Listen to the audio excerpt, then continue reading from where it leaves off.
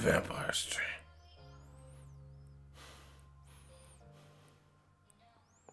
The vampire stream.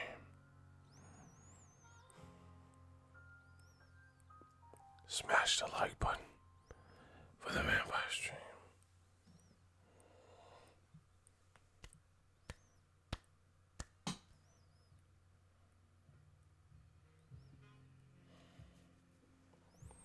What up, Fight World? It's your boy Ego, and I'm back with some more vampire stream.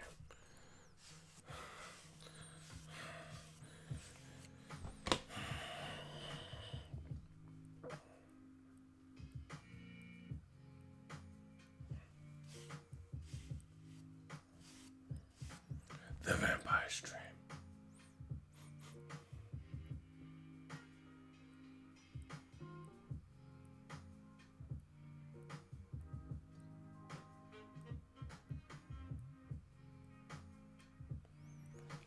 It's almost 2 a.m. on the vampire stream.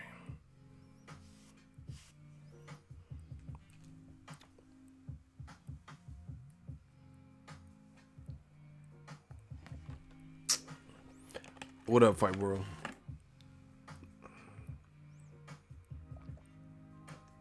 I need my serum. Dazn in the 5-year plan. No hit needed, just time. That makes no sense.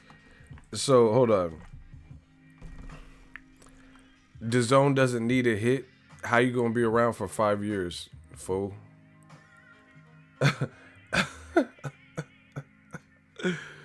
Oh my gosh. These dudes be saying whatever, bro.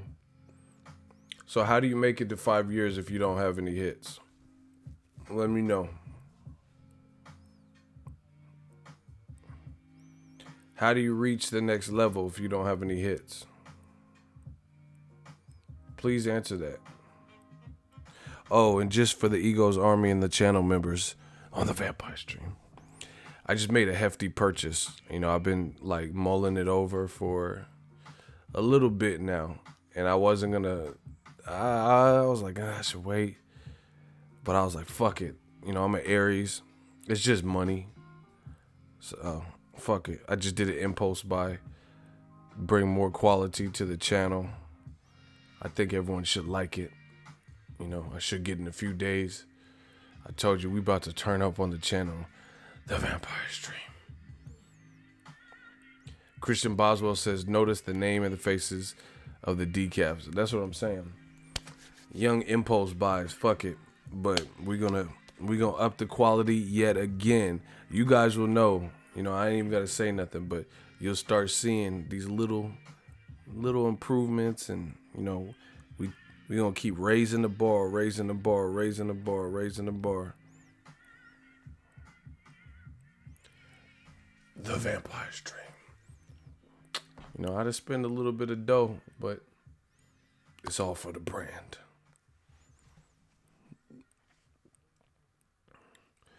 Ego, why do you think Dazn won't be a hit? Isn't it premature to make assumptions?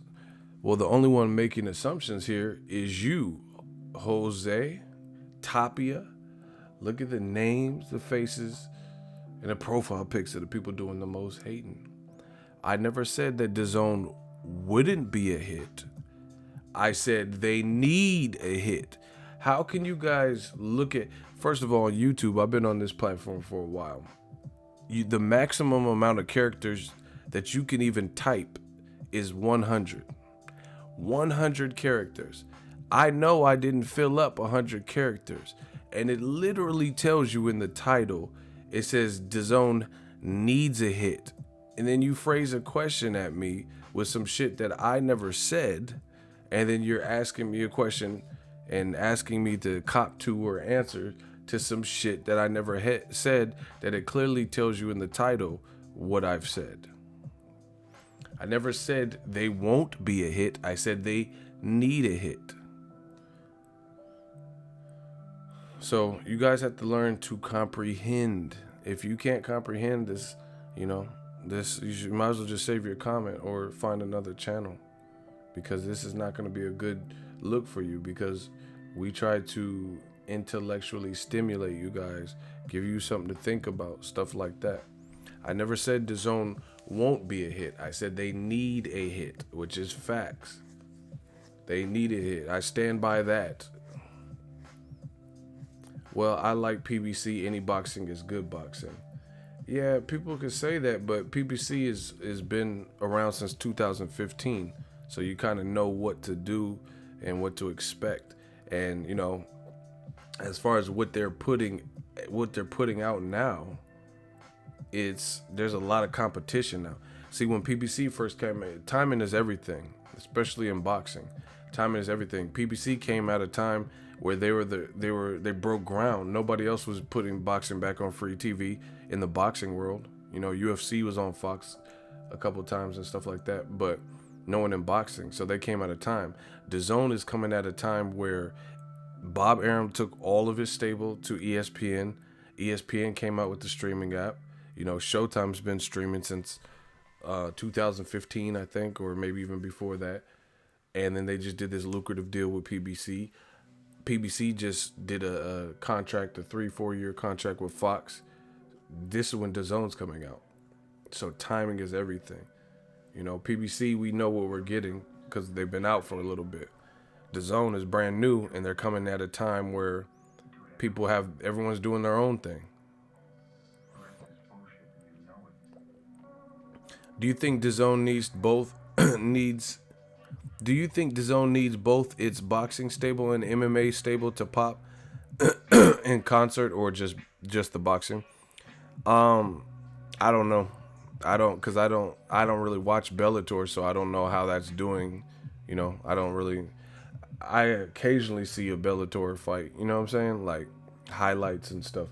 So I can't tell you how the MMA situation is doing. I don't know anything about where I get emails from the PR people from Bellator, but that's about it. I don't know how the numbers are doing, how big the fights are in the MMA world.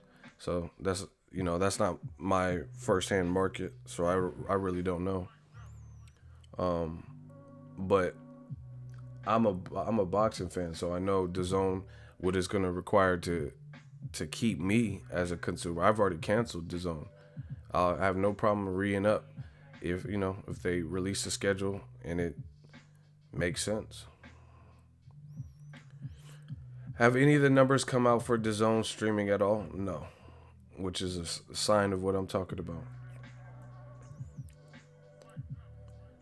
The Charlo fight on Fox did pretty great numbers. Yeah, it did 2 million to 2.4 averages and peaks. You know, that's solid. Right before the holiday, 3 days before Christmas. That's real good. And like you always put in perspective, some people are like, oh, it's on free TV and it only did that.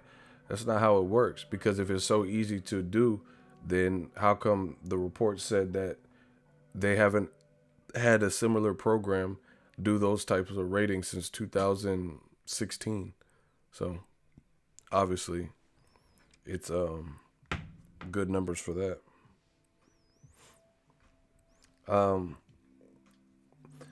The bottom line, DAZN needs, they're new and they're trying to take over the U.S. market, and I'm gonna keep saying this until I see change. They need to resonate with the U.S. market. That's the market you wish to take over. You're going to have to start putting on fights that resonate with the U.S. people. Charlo versus Canelo, that is one fight I would like to see. I think Canelo will win. If Charlo comes attacking like he did in his last fight, Charlo is too wild. Yeah, a lot of people putting a lot on Charlo's last performance. I don't think that's fair, and I don't think that's accurate.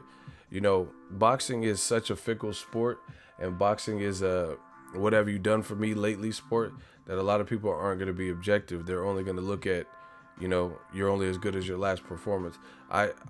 I agree with that, but then I also disagree, because things happen. You have to look at particulars in most cases, His brother just lost for the first time. He probably was trying to make a statement. He had a last minute switch. There's just a lot of things the stars were aligned for both Charlos to have tough fights that night. It is what it is. But if Charlo were fighting Canelo, I do believe that it would be more planned. Shout out to Anthony. What's up? If Charlo and Canelo fight, I don't think it's going to be 10 to 13 day prep time. So that alone makes it a totally different fight. Two, I've seen a lot of Canelo or Triple G fans, and they're giving them credit based on somebody else's performance. That's not how boxing works. Triangle theories don't work. I mean, I don't know how many examples I need to come up with that can show you this. Like Errol Spence, he fought a dude named Lartney or whatever. I forgot his full name, but his name's something Lartney or whatever. And the dude, it looked like he caught Errol Spence. And, it looks like he got his attention, maybe heard him to some capacity. Kell Brook didn't do that. So what is that? You know what I'm saying? What does that really mean? You look at Canelo Alvarez. Jose Miguel Cotto hurt Canelo and staggered him into the ropes like that, and he fell back into the rope. It really should have been a knockdown because it looked like the ropes kept him up. But then years later, Canelo fights the better Cotto, his brother, Miguel Cotto, and he looks better in that fight. But we're talking about a 19-year-old Canelo. You have to look at the whole situation. I could get it if you think Triple G's better than Matt Korobov, or if you think Canelo's better than Matt Korobov, that's cool. But at the same time, you have to understand styles make fights. You have to factor in as much data as you have. Charlo took on the last-minute opponent. I mean, it's a learning lesson. Maybe he'll watch. He said post-fight, he didn't watch no tape on Matt Korobov. Maybe after having a tough fight and hearing the feedback, maybe he decides, I'm not doing that again. I got to watch tape now, because I want to put on, get the knockout or whatever. So maybe he underestimated. I mean, who knows? Bottom line is he got past it. But these triangle theories don't work because styles make fights.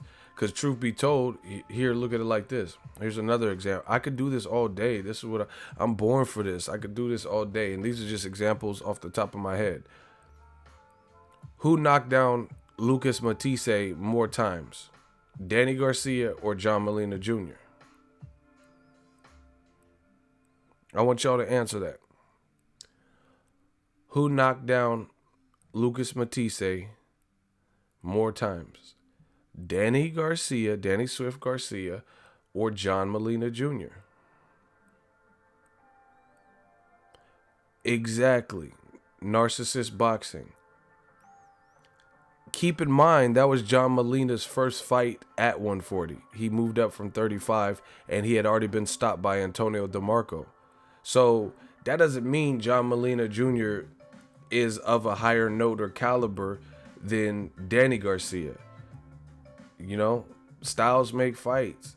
That was John Molina's first fight at 140, and he knocked Matisse down 2 times, and Danny Garcia only knocked him down once. Styles make fight. He's a big puncher, and he's he goes after it. Danny Garcia's a big puncher, but a counter puncher. Styles make fights. So all that stuff, Charlo and Korobov, that's what Korobov did. People act like that equates to a Triple G. Triple G didn't fight him. He didn't even want to fight Derevyanchenko. Triple G didn't fight Charlo, and he didn't even want to fight Derevyanchenko. So he gets no credit for Charlo's performance. No matter how bad you thought it was. Same thing with Canelo. He fought Rocky Fielding. Give Canelo credit for beating Rocky Fielding, because that's who he beat. He didn't beat Charlo. See, I'm telling you, a lot of people came to my channel, and I know it was like running into a brick wall. It was like a dead end. They thought like I would somehow be eating crow. I'm not eating crow. I didn't change anything that I said. I still feel the same. Charlo remained undefeated, and him versus Canelo or Triple G, who he's the #1 mandatory for, or he got ordered to fight Triple G, is still a good fight. These motherfuckers got hype thinking they were coming to rush back to my channel to prove me wrong. I didn't get proven wrong. I didn't say nothing that was wrong. I didn't even give a fight prediction for the Korobov fight. If anything, I got proven right. I told you Korobov was a tougher out than Willie Monroe. So I got proven right. But since, the performance, he didn't look as sharp or get the knockout as people anticipated, somehow that is, in their mind, that's a victory for them. And it's a loss for me. I didn't lose anything. I didn't say anything. I still feel what I said. Canelo or Triple G, Charlo's a good fight for him. He's a good fight for anyone in that division that's in the top. Styles make fights. But these dudes, like I said, it was like running to a brick wall. They thought they was going to come over to my channel and the narrative or whatever you want to call it had changed. But it hasn't. It's a tough fight. Shit happens. He was in a tough fight. He made it through. He advances. End of story. But they, in their brain, him having a tough fight, they act like he lost some kind of tournament. Ego called it as a more dangerous fight. Absolutely. They looked at it like Charlo lost and then got kicked out of a tournament. That's not what happened. Jermall Charlo had a tough fight. He managed to put it all together, and he started off slow, but then he picked it up. Badly hurt Korobov in the 12th round. Couldn't finish him off. He was tough. He advances. They act like it's like Ryan Martin versus Taylor or something, like where he just got beat to a pulp and then stopped and quit, got stopped or some shit. That's not what happened. So as it still sits, he's still the #1 rated guy with the WBC at middleweight. He still has the WBC interim. He's still got order to fight Triple G. That hasn't been, the WBC didn't rescind that and say, oh no, now because he had a tough fight, Charlo don't have to fight Golovkin now. I remember Green Bay Packers couldn't beat the Cowboys, but the Cowboys couldn't beat the San Francisco 49ers, but Green Bay could beat San Francisco. That's what I'm saying. There's really no rhyme or reason. That's how boxing is. That's how sports are in general. Some people just have your number, and some like here's another one. See, I could do this all day. Like this is just, it's like really easy to me. I'm so happy that I follow my vision with this channel, because this is like, it comes natural because it's something I'm passionate about. But here's a case in point. Shane Mosley lost to Vernon Forrest twice. Not only did he lose as a pro twice, I believe he lost to him as an amateur as well, right? But Vernon Forrest got stopped by Ricardo Mayorga, who Shane Mosley beat. So make that make sense. A guy that beat Shane Mosley in the amateurs, as well as some of Shane Mosley's worst performances as a pro, the Viper, Vernon Forrest, beat him twice as a pro, right? Yet Shane Mosley knocked out Ricardo Mayorga, and Vernon Forrest, rest in peace, rest in peace of Vernon Forrest, got knocked out by Mayorga. So why is it that Shane Mosley couldn't beat Vernon Forrest in his prime, after he beat De La Hoya and shit, but he could beat Mayorga by stoppage? Styles make fight. I'm trying to tell you, some people just have your number, and stylistically, they're always a tough fight for you, And people, it's like when people, they have to, a lot of these guys, that's why boxing is such a niche sport. I could listen to people's videos if I wanted to. I could tell you who knows boxing, because the case and points that they try to make be horrible. They be saying some real horrible stuff. So you could tell who knows boxing. You could tell it's fueled with like hate and race, or lack of knowledge or favoritism. Like, it's just they be doing too much. But styles make fights. That's the way boxing has always been, And I'm thinking of examples off the top of my head, like Shane Mosley versus Vernon Forrest. That's like a prime example. Mayorga was, not only did he stop Vernon Forrest, he beat him. He beat him twice, and Mayorga was like allowing Vernon Forrest to hit him, like yeah, sticking his chin out and shit. You feel what I'm saying? So Mayorga is not like Vernon Forrest had no opportunities to get the knockout because, you know, Mayorga was doing that shit he be doing. Allowing him to take free swings and shit like, sticking his chin out. And Vernon Forrest still lost to him twice. But he still beat Shane Mosley twice and beat him as an amateur. So, you know, the people who are so inclined that know boxing, they're aware of this. Triple G didn't beat Charlo. Canelo didn't beat Charlo. As a matter of fact, Korobov didn't even beat Charlo. Do you get what I'm saying? But at the end of the day, none of them guys fight alike anyway. Yeah, Mayorga be wildin'. I went to Shane Mosley Mayorga 2 in Southern California. I covered that fight as media, you know. And they weighed in, and then after, I got the video somewhere. It's on, you know, on one of my hard drives or something. After the weigh-in, he got off the scale, and he was like this. He was smoking cigarettes and shit. Like, damn, motherfucker just weigh in and be smoking. Like, he really did not give a fuck. Like, you just smoking after the weigh-in and the day before your fight. He said, fuck cardio.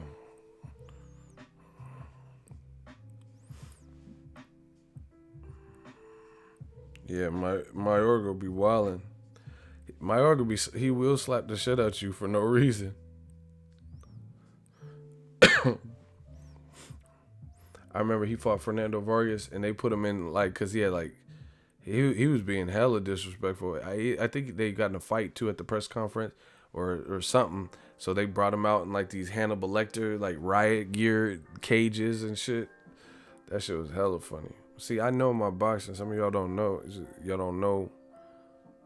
You know, you only know precisely the current activities.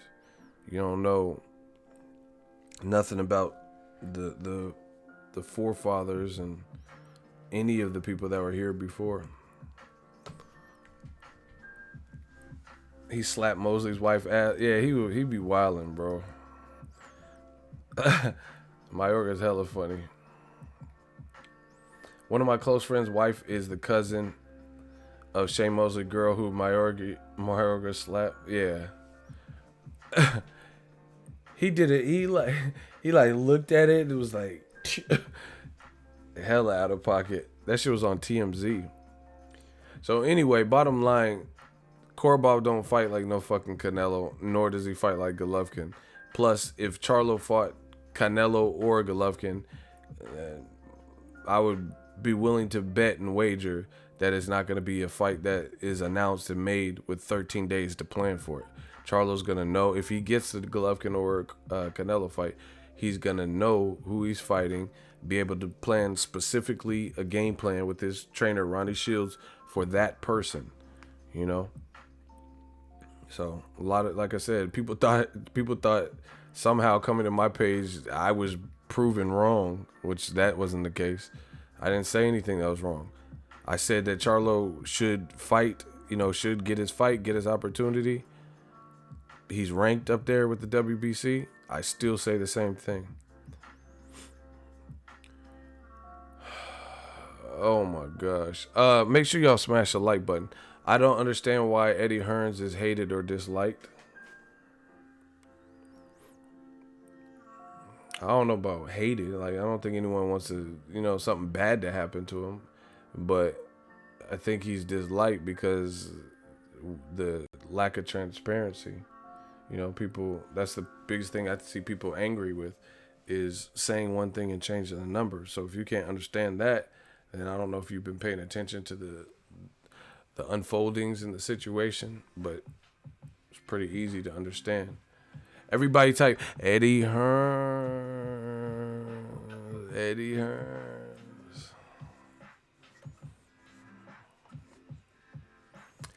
You doing well, you gonna have haters ass ego. Yeah, man. We ready for that. Shit. Wait till my new purchase comes. We're gonna take the channel up a notch. Listen, every time they hate, I'm just gonna buy something new for the channel. You know, I'm just gonna make little improvements, like incremental gains. That's how we gonna do it. You know, they hate, we work harder. Like, okay, 2 people hate, I'm gonna work twice as hard. 4 people wanna hate, okay, I'm gonna work 4 times as hard. That's how we gonna do them. Hate on that. You know, 5 people hate. All right, I'm gonna spend 5 more minutes on each project. You know, just to you know, we gonna do stuff like that. Listen, I'm a competitor myself. I'll give y'all motherfuckers something to hate on. Keep watching. That's all I ask. Y'all want to hate now? It's just begun. We just getting started. I'm gonna give y'all something to hate on. Believe that. So don't touch that dial. We coming. Death Row East. Believe in that. Y'all want to hate? I got you. I'll give you something to hate on. Watch this work ethic. Watch what we put out. Watch the latest development. Watch the new equipment. You know, watch the increase in quality. Watch. I got these boys watching like Hublot. Oh my gosh. Y'all just don't know. I said I got these boys watching like Hublot. So, yeah, I'll give y'all something to hate on. That's on everything.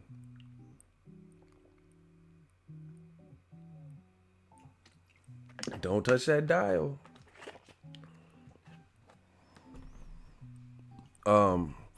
Yeah, anyway, I think that's the biggest thing with Eddie Hearns. Is people are tired of the games and stuff. Joshua painted himself into a corner. Just painted himself right into a corner. Him and Eddie Hearns. All this switching up and stuff. Switching like he on a... Never mind. Just a lot of switching up and like changing stories. Like how... Okay, you didn't take $50 million, but you got 4 different logics of why you didn't take it. Why is that? How is that transparency? Why did you take the $50 million? Oh, I want to fight in the UK. Oh, how do I know the money's real? I need proof of funds. You know? So is it you wanted to fight in the UK and give something to the UK fans, or you don't have proof of funds? Which one is it? Like, it doesn't make sense. I don't know the money's real. I thought you said it's because you wanted to fight for the UK fans. Oh, it's because I'm not going to sell my soul. Okay, so is it I'm not going to sell my soul for $50 million even though you asked for it? Or is it because you want to give a fight of this magnitude to the UK fans? Or is it because you have no proof of funds? Oh, BT Sports, they came up with the money, so I can't. Contractually, I'm contracted with Sky Sport. So that's like 4 different reasons. What are you guys talking about? How do you give that many different reasons for why didn't you take the fight? That stuff doesn't sit well with a lot of fans because they see right through it. Like Ziploc bags. We see through that. Bars. I said like Ziploc bags. We see right through that. You know, how many different reasons do you need for why you didn't take $50 million? Because they know that it looks bad. So it's just like they're flying by the seat of their pants. So they just keep saying stuff at the moment and then adding on to it. You know, no one has to do... If you're being truthful, more often than not, there are not going to be so many loopholes and contradictions into what you have to say. Like, okay, here's an example. Just a quick, realistic. I was going to go to L.A. coming off of the Charlo fight. I was going to go to L.A. to go to that Tank and Abner Mata's press conference. But I'm sick. You get what I'm saying? So I was like, you know what? It's only for one day and one event. Let me just rest up. That's the true reason that I decided against it, because I don't want to, you know, I want to hurry up. I hate being sick. I really do. But that's the reason. So imagine if I said I didn't go to the Tank Abner Mata's press conference because I'm sick. And then the next day I said, oh, I didn't go. I'm going to a baby shower. And then the next day after that, I said, oh, I'm not going because, you know, I got this girl pregnant and we're going to be on Maury because I don't think it's mine. She just had an ultrasound. You know, you'd be like, which one is it? I thought you weren't going to Tank You just throwing up all types of different. You're not going because you're sick. You're gonna be on Maury. You are the father. You know what I'm saying? Like, you guys would be like, what the fuck? Like, which one is it? Like, really though, which one is it? You're not going because of baby shower, Maury. You're not going because this, because you're sick. You don't want to spend the money. What? Like, you just keep switching it. That's what Joshua's team did. And then, same thing with his approach with Wilder Fury. He quiet as a church mouse. The whole build-up. Wilder's in Great Britain, Good Morning Great Britain, calling him a coward, and you a coward, Joshua, you a coward. He looking directly in the camera, calling him a coward, made videos about it. Joshua, we didn't hear one word from him. And he's in your own, like, borough, neck of the woods or whatever. Closer to the fight, we didn't hear nothing. A week or two before the fight, I'm not going to be ringside. I'm not going. Me and Eddie, we're not going. Okay, you're not going? Fine. Day later, not only am I not going to be ringside, me or Eddie, we're not going. I'm not even staying up to watch it because I have a photo shoot or, a promo ad, and I need to rest up. Okay.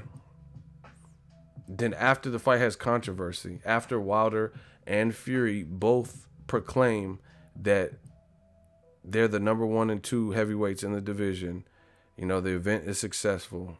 People are still talking about it weeks later. The 12th round Undertaker shit, it was trending on Twitter, and they both revealed that the next immediate future is to spend time with their families for the holidays and then discuss a rematch. Now Joshua's doing this this world tour damage control. It's too convenient. There's too many stuff like that weighing against Joshua. You didn't say shit for, like, why didn't you say all of this stuff? Like, why didn't you go on Jalen Rose and Jacoby before they fought and say, man, I'm not going to be there ringside, but I want the winner? Why didn't you say that? Why would you literally wait until there's controversy and a draw to come out and be doing all these interviews? Dazn has had all these other fights.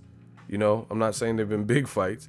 Why don't you go to that barn in Kansas with Gerald Miller and in mid fight, in between fights, come out and say, hey, I need that Wilder Fury work.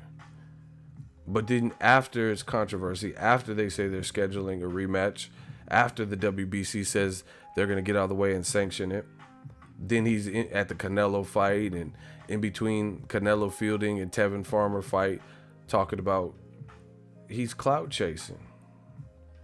Joshua, he's become, that's the worst thing in the world, when you become what you detest.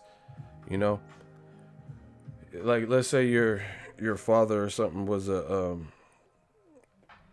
abused your mom, and it made you feel a certain type of way as a child, and then later on in life you become an abusive, you become the abusive spouse to your wife or to your partner or girlfriend or whatever. You know what I'm saying? You just became everything you loathed, or at least what you said you did. This is with Joshua. He's talking about how everyone's mentioning him. Now you keep mentioning Wilder. Wilder's, he not even really mentioned you that much. He literally said at one of the, I think it might have been Fight Week or before that, at a Wilder Fury thing, he's like, I'm done talking about Joshua. He had his chance. Don't even mention his name. I talked to Fight Hub at the last fight, the Charlo fight. He said he went to ask Wilder some questions, and Wilder's homie / I don't know what I don't know what his exact role is. Like, if he has like a specific, but he makes sure Wilder gets what he needs and stuff, like wingman, or, I don't know what his role is, but I know I see him with Wilder all the time and stuff. I think he might even be related to Wilder. It's not Marcellus Wilder, but whoever dude is, maybe it's Wilder's cousin or some shit. And Fight Hub told me that they were just like, yeah, before this interview, I'm just telling you, no Joshua questions. So why would they be doing that? Why would his mans who's like helping make sure he has everything he needs for the media days and stuff. Why would he be saying? It's like Boo Boy, you know, what Boo Boy is to Pacquiao. That's kind of what this dude is, you know, something like that, like a friend or family member, whatever. And he said no Joshua question. That's what he told them. So he told a media outlet, you know, a popular media outlet. Who's a cop? What does that mean? He told a popular media outlet before you interview him, no Joshua question. Why would he say that? Because they don't need Joshua's name now, and that's the harsh reality. And Joshua's learning the hard way. They don't need him. Why? Because if Wilder was still super worried about Joshua, when like he didn't have Tyson Fury or something, then he probably wouldn't say that. But they don't even want to talk about him really. Obviously, I'm not saying that they won't talk about him ever, but it wasn't important the fight week, you know. The dude with Wilder's a cop? What are you talking about? How you know he's a cop? Who is that? He don't look like no cop. You ain't a cop. You ain't a cop, Jay Reed. Why do you keep saying that? I don't know. I don't know nothing about no cop. I didn't see no badge or nothing.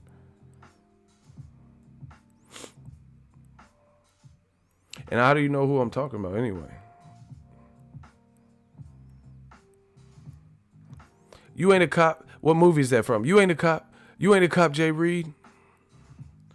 What movie is that from? Let me test y'all hood movie knowledge.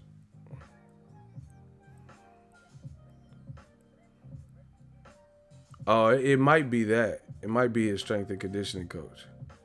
Damn, Huddy on point. Ugh. Y'all good. Y'all watch the same shit I watch. You ain't a cop. You ain't a cop, Jay Reed. Hey, LL was tripping when he had that pool stick. He was like, I'm God. LL, that was an underrated villain. LL did his thing in that.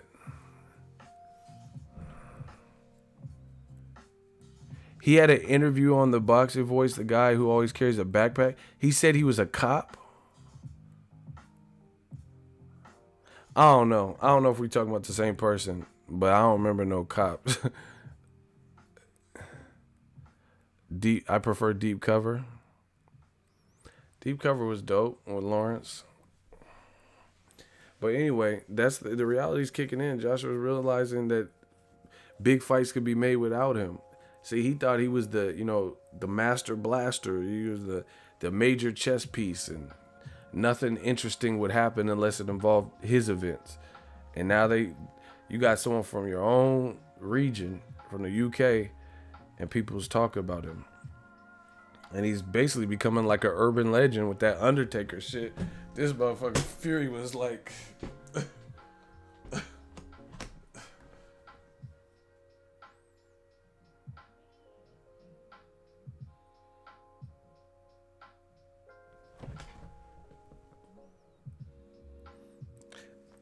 That's how Fury gonna do. This motherfucking Fury done.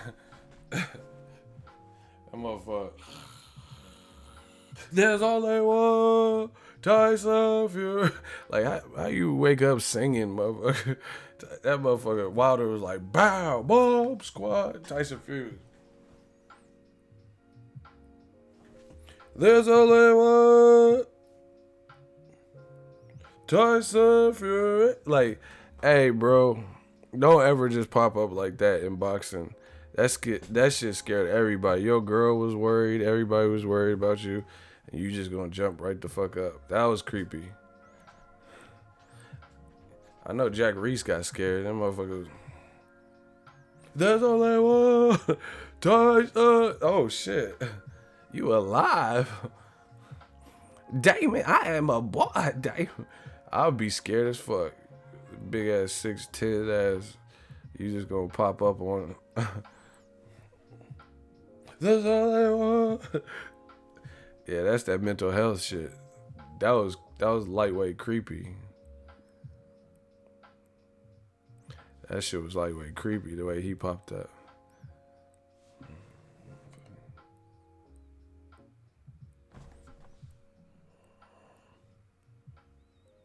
The Black Channels. Why do black people hit so hard? The blacks, huh? Why are blacks so athletic? Do all black people know how to dunk? That motherfucker just popped up. Isaiah was good. Yeah, that shit. Hey, I'm glad I got to see that shit live. I didn't know what the fuck happened. That motherfucker.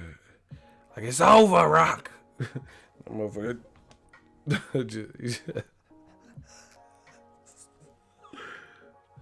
That motherfucker popped up like Ezel or some shit. But we can settle this out of court right now for $20.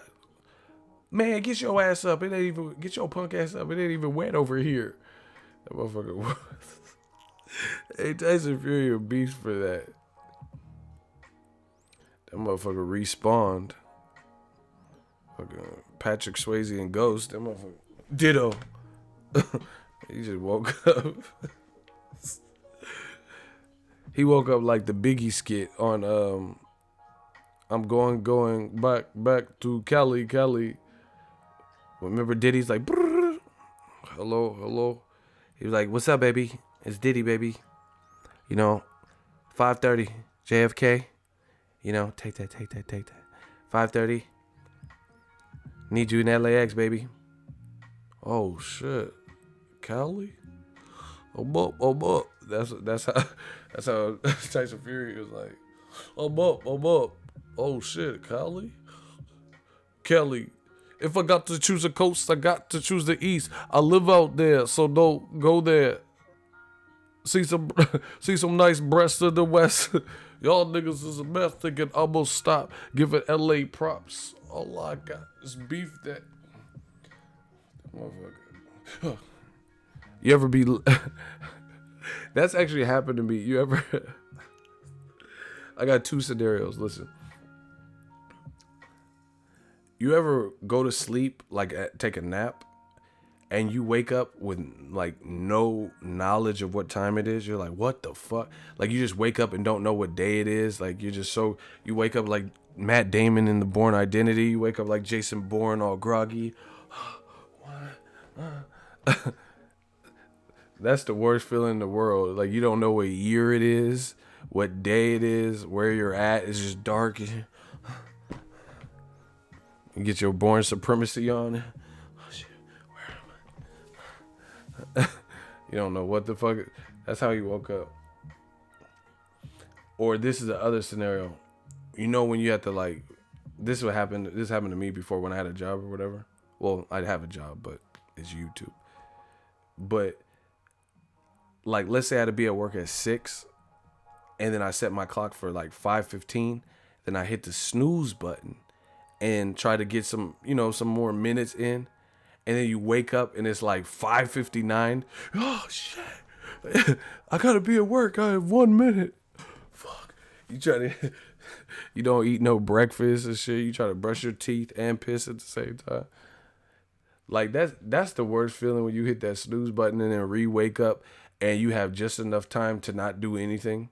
Like you have to be at work at 6 and you re-slept until like 5:42 and it's like a 13-minute ride to work. Oh fuck. Try to brush your teeth real quick. Hell no.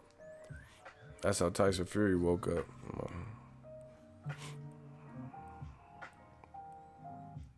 He said like Red, you got knocked the hell out, man. Yeah, that's the worst feeling when you wake up with just enough time to be late. You trying to get dressed hella quick, like it's a marathon and shit.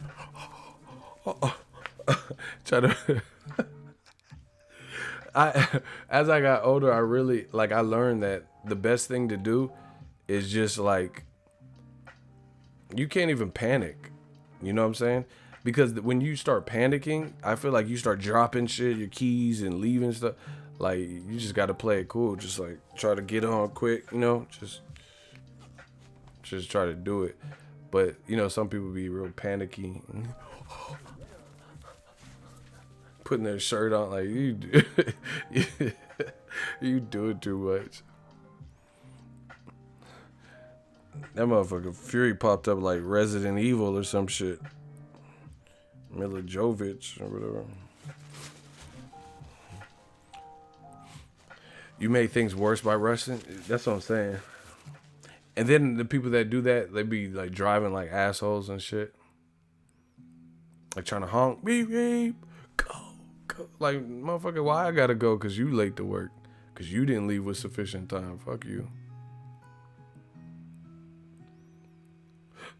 Happens to me all the time. Wow. You better start getting up earlier.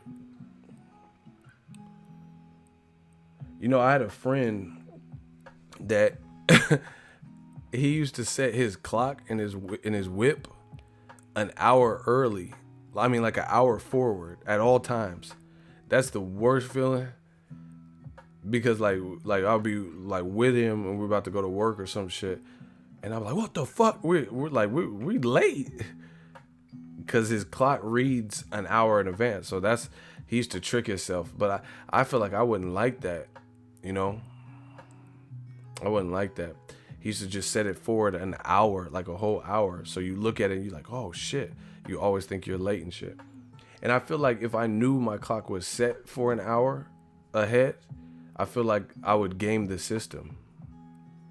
Do you get what I'm saying? Like, I know I set the clock an hour ahead, so it doesn't really, after a while, how's it even tricking you anymore?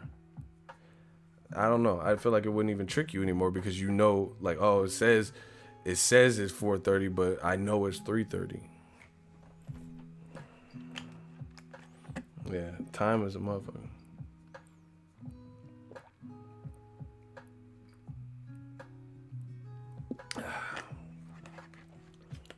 Yeah, I feel like I would take advantage of that just because I know it's not true. My biggest thing I had to improve was try to cover these fights.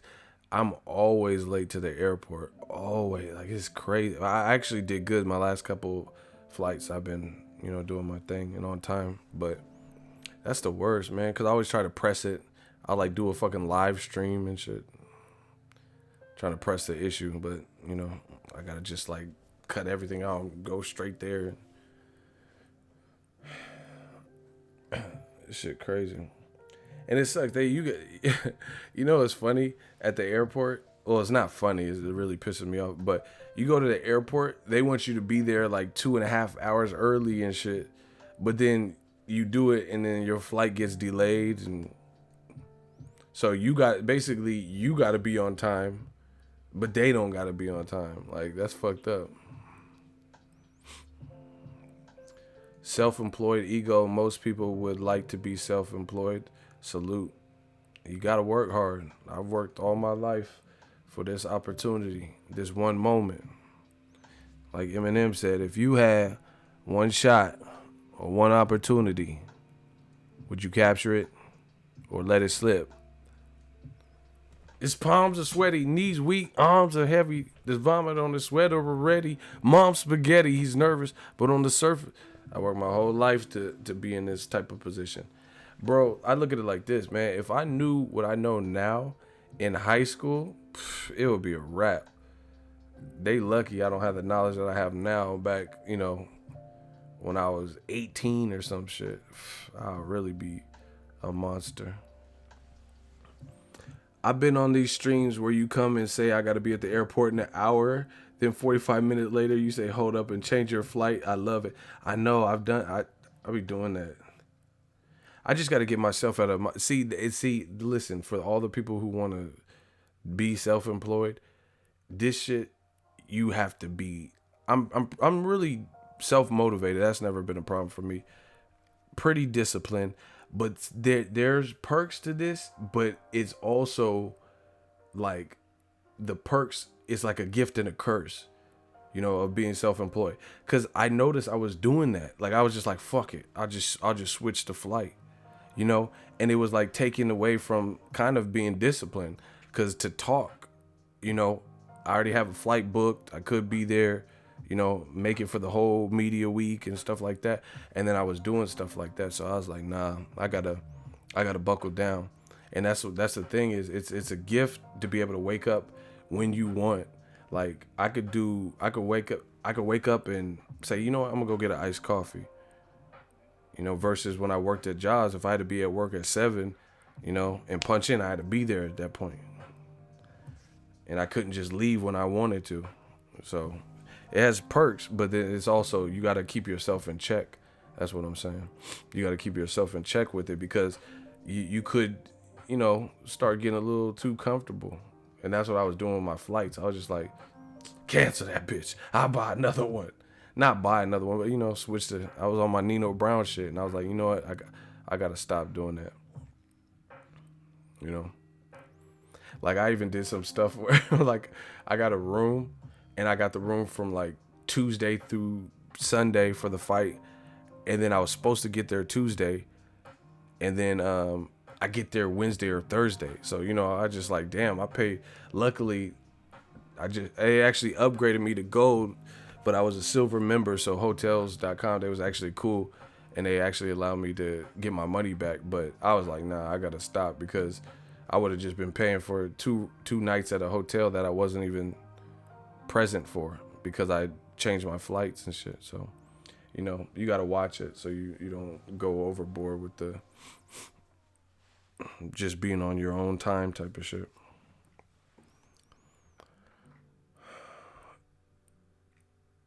Y'all tripping. I barely want to get up now. Ronald Finkley, funny. Ronald, you been good, Ronald. You used to just clap people for the disrespect, like, immediately. Oh, he oh, you gotta go to work now. He said, y'all tripping. Mr. Gomes, can you give any tips on how to handle toxic people that be hating? You have to just realize in life it comes with the territory. You know, that's the best thing I do. I mean, the more it gets to a point where you get desensitized to it anyway. But toxic people that are hating, it just, you have to know that it comes with the territory. Not everyone's going to want to see you succeed. Your accomplishments, your achievements, your accolades, your milestones that you reach, not everyone's going to be happy for you. Not everyone's going to want to see that. But it generally shows more about them than it does about you. You get what I'm saying? A lot of times people in this world project. Like, so, like, if there's someone that you're taking the time to listen to, like me, for example, like you're in the stream and you keep watching my videos, but you hate me, that's something weird. You're not doing something right in life. That's how I feel. That's how I feel. Because why would you spend so much time? I don't believe in having more wasted time than necessary. Like, some things are inevitable. Like, if you get in a relationship and then it ultimately doesn't work out, I mean, you got to be optimistic. You can't just, like, not take chances or commit because it might not work. So some things are inevitable, but if I can help it, I'll always try to minimize toxic people, negativity, and wasted time. Real shit. So you gotta just know, and not everyone's gonna be happy for you, but that shouldn't deter you. You know, it's, you know what the craziest thing is?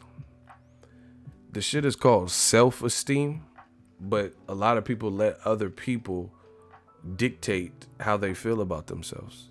Ain't that a bitch? It's called self-esteem. It's not us-esteem or y'all's esteem. It's self-esteem. So you got to know how you feel about you. So if internally you're not happy with where your life is at, then that's something that you have to work on. Start getting on your purpose.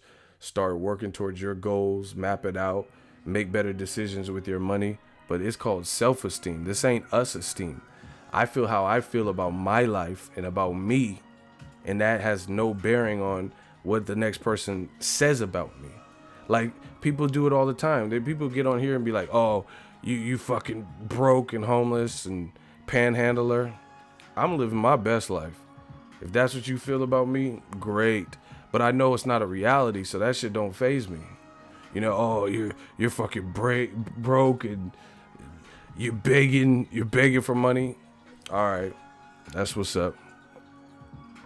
You know, so the only way your self-esteem can be compromised is if you open that window and you allow for that criticism to affect you. And I have a real simple philosophy. I'll never let nothing get to me that I know in my heart is not true about me. You know, I get you're racist, you're bi. None of that. That literally does not affect me one bit. The reason is because of self-esteem. I know these things to not be the case. So I don't have to prove it to anybody. You know, and I mean, within reason. I'm not saying if the cops charge me for murder and I know I didn't do it, I wouldn't, care. But as far as someone saying, oh, you're biased and you only like certain fight, your race, that shit don't hurt me because I know it's not true. Everything you saying right now is true. Man, I try to give y'all, just something different to think about. But yeah, don't let people compromise your self-esteem. And if it is working, whatever they're doing, then that means your self-esteem is not where it should be, because you don't believe, you're starting to believe what they say. That's the only way.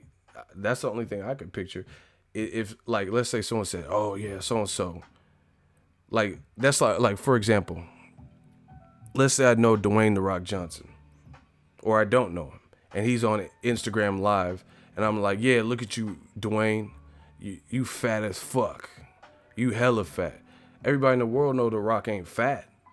So do you think he would feel a type of way, or would he just block me? You know what I'm saying? He ain't gonna feel, because he has a self-esteem. He's been putting in the work. He's been putting in the hours in the gym. Iron Paradise. I'm up at 4 a.m. club. He putting in the work. So that shit ain't gonna affect him because you called him fat.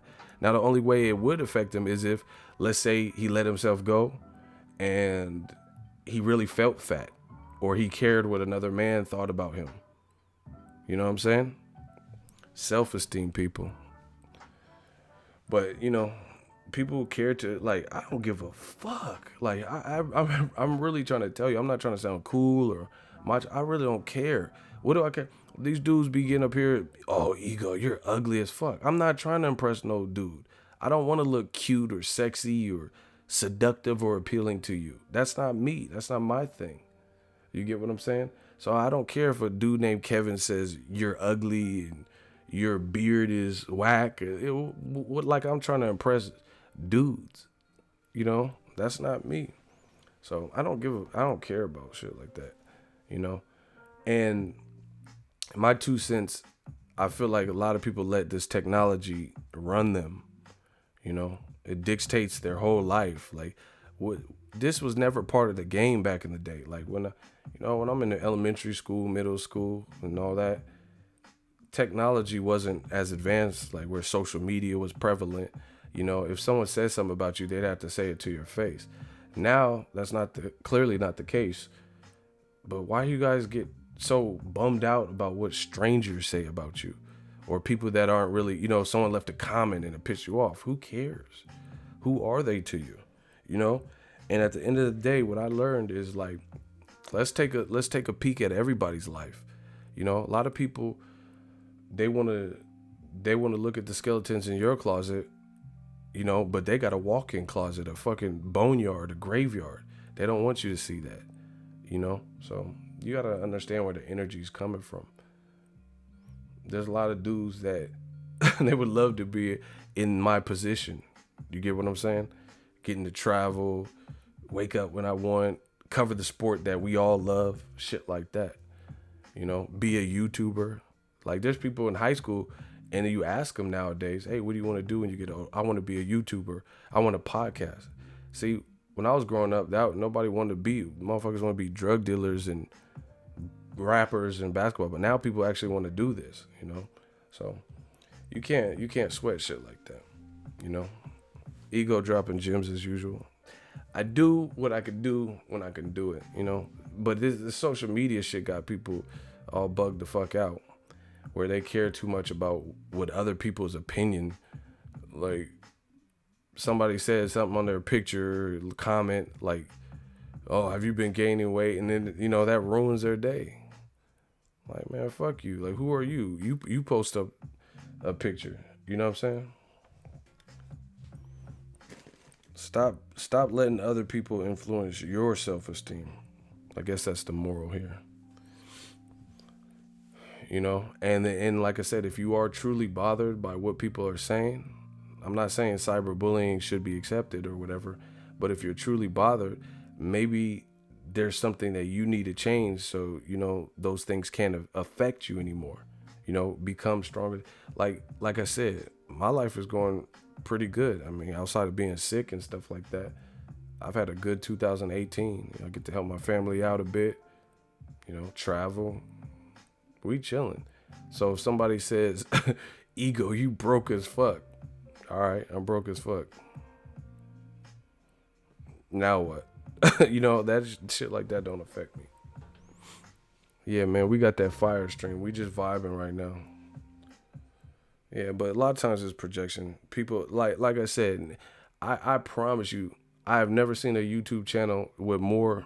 They got a silver play button. They got a verified check mark. They got more subs than me ever mention anything about me in a negative way. Because everybody's too busy hustling. They trying to get their content for their channel.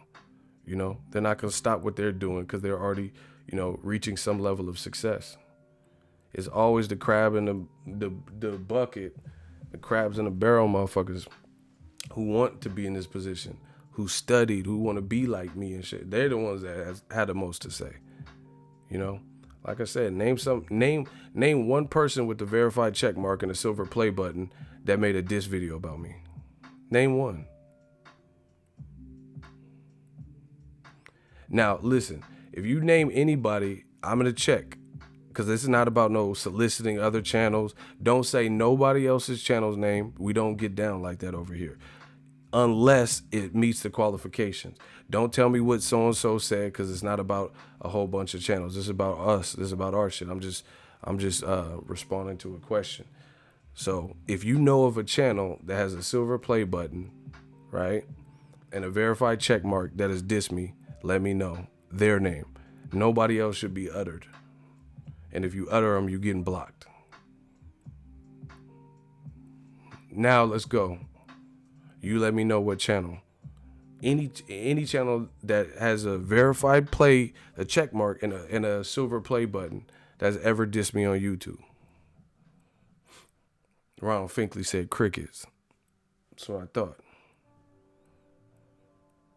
Name one channel that meets that criteria. That's only two things. Ego when you come to Houston, Texas. I don't know yet. Like, cause I'm probably not going to that Jaime Munguia fight. You guys have to have a fight out there. I'll come. I like Texas. I'll come out there. I never went to H-Town. Exactly, none. See, that's what I'm saying. So that tells you everything you need to know. Like I said, the moves I'm making, the type of money I'm making, it's good for me. But Warren Buffett ain't talking about it. He ain't talking about me. Why would he? Jeff Bezos ain't. These motherfuckers got Amazon and all types of stuff. They ain't worried about what the fuck I'm doing. Let's get it. That tells you everything you need to know. You know, people be studying me and my upload. Half these motherfuckers been blocked. Like even channels. Like channels that be talking about me, they're already blocked. How you know what I'm doing? But hey, to each his own. But anyway, to answer your question, that's what I feel about negativity. It's called self-esteem for a reason.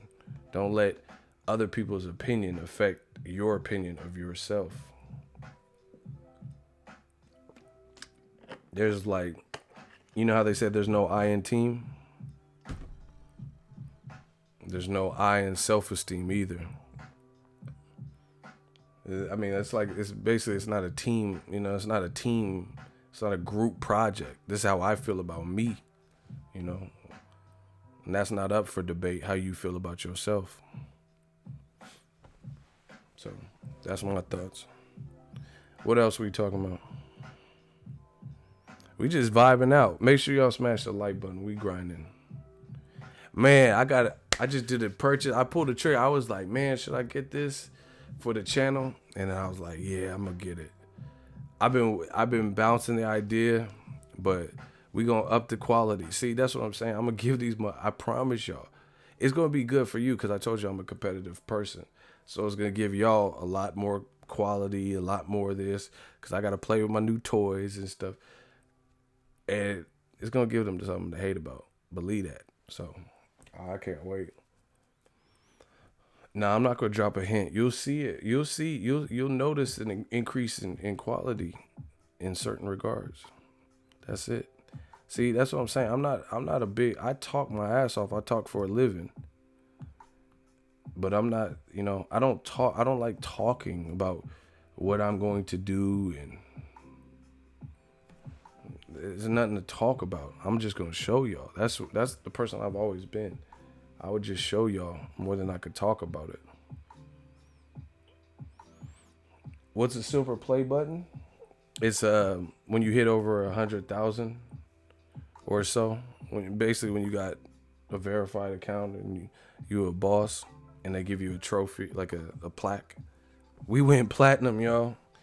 YouTube, it's from YouTube headquarters. They sent me that platinum plaque.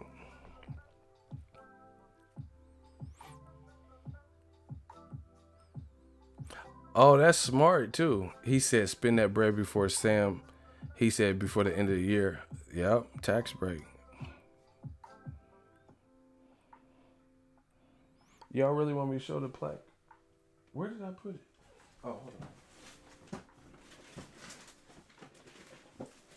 on. Y'all petty as hell. Bam. Look at him. Let's go, champ. Yeah, champ.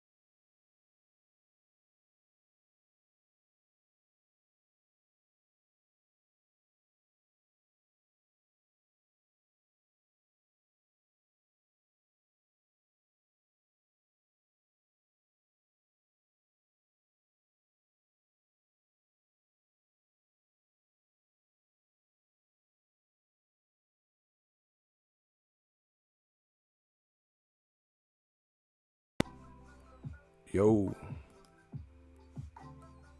Hello. Can y'all hear me?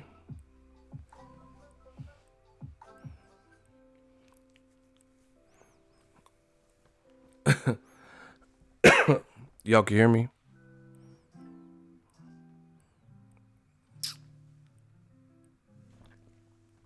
Stunt gang time. You know what the funny thing is, too?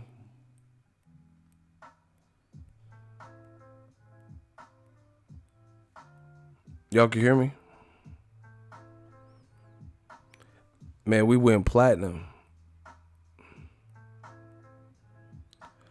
So the sound's gone again? I'm so lost.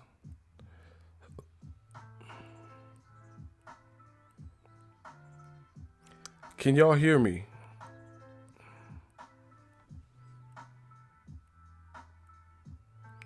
If you can hear me, type 2. Because I'm hearing multiple things. People are saying I can't hear. Type 2 if y'all could.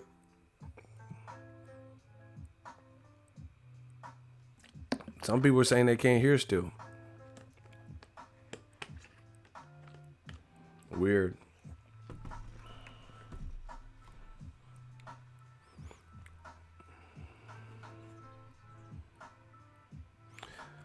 But you know what the funny thing?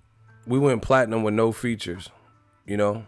Like I don't have like a podcast or, like a radio show with multiple people, like a panel of people or anything. No knock on anybody that does. But I don't. As of right now, I don't. Not to say we don't do different stuff. I don't have a call in. I don't have, a panel of people. I didn't even start off by covering the fights, live. And we went platinum with no features. No features. Do you guys understand that I've never been issued a credential out of all the fights that I've covered at this point under somebody else's brand? Ever. I've never been signed to a multi-channel network, ever.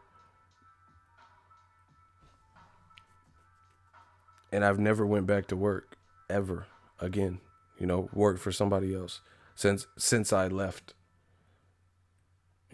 I never got a credential where it didn't say Boxingego. On that J. Cole shit, you already know. Platinum with no features. I told you, I'm the definition of doing it from the mud. I didn't start working for a paper, the Boxing Inquirer or some shit, and then I jumped off their back. This is all from the ground up. We built this. That's why we don't worry about it. Oh, ego sucks. He's by. All right, that's what's up. Started from the bottom like that Drake shit. Now we got the Draco. Now we got Ego's army. Promise you. Ask anybody in this media. Tell me they went to the table where it has the people's name and it said my government name and it had anybody else's company. We did this all through me, all through my company. I am the American dream. I told you, Nino Brown. This is the Carter. Let's get it. And I got my new toys coming out. So I told you, I'm back to the old me. Ego, Dante, and Ellie, the originals. Know about that. You already know. You got the juice now. The Vampire Stream. Hard work, people. I'm just telling you, just work hard, have a vision, learn on the job.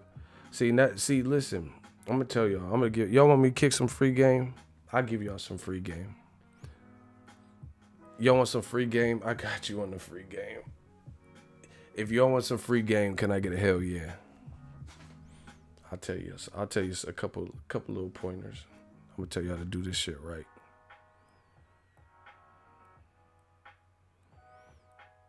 Damn, all gimmicks, guess, or help. I mean, you guys tell me. Have you ever seen, like I said, I never had no call-ins or panels, signed in or got credentials under anybody's outlet or connection. I'm going to give y'all some free game. The fans want it. I'm the people's champ. Look, so what I notice about a lot of people, they say they want success, but they don't truly want it because they're not willing to sacrifice. They're not willing to stay in on that Friday night to get shit done. They're not willing to, if they do, let's say, YouTube video, they're not willing to put out that additional video. They rather go to sleep, shit like that. I would rather work hard right now and create this monster, this vehicle, this army, and this movement, that snowball effect. Shout out to Chase Lawton, $1 super chat, Shmoney gang. Appreciate you. I'd rather make all the sacrifices needed right now. And then everything is going to get easier.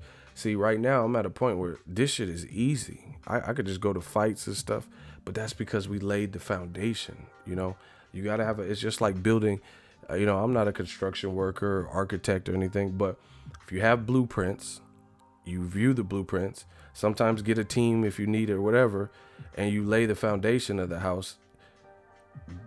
Now you have the basic structure, the skeleton of what you're trying to do. People don't even you got to focus on the foundation more than anything. I've already earned my stripes in this game. I told you, like Lil Wayne said, I'm already a legend if I ever leave. At the end of the day, I came in to leave my mark, and we've already done that. And we still growing. We still trying to do that.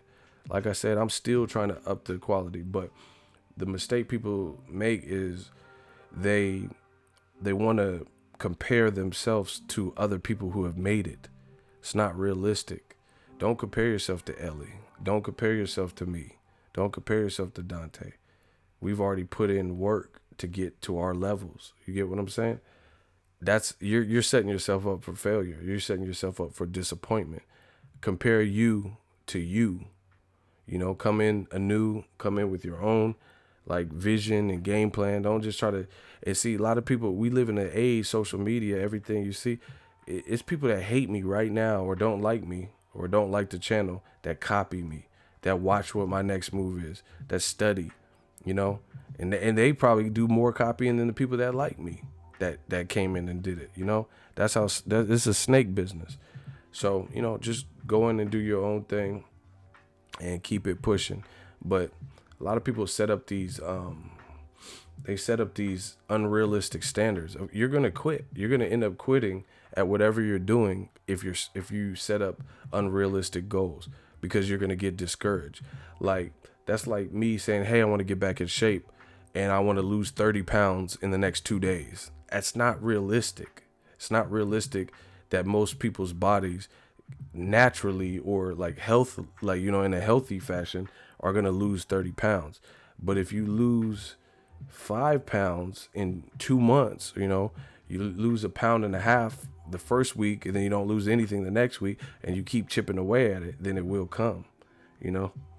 But a lot of people, I don't know about no keto diet, that you ain't losing 30 pounds unless you like morbidly obese. That's a lot of weight. 30 pounds in 2 days.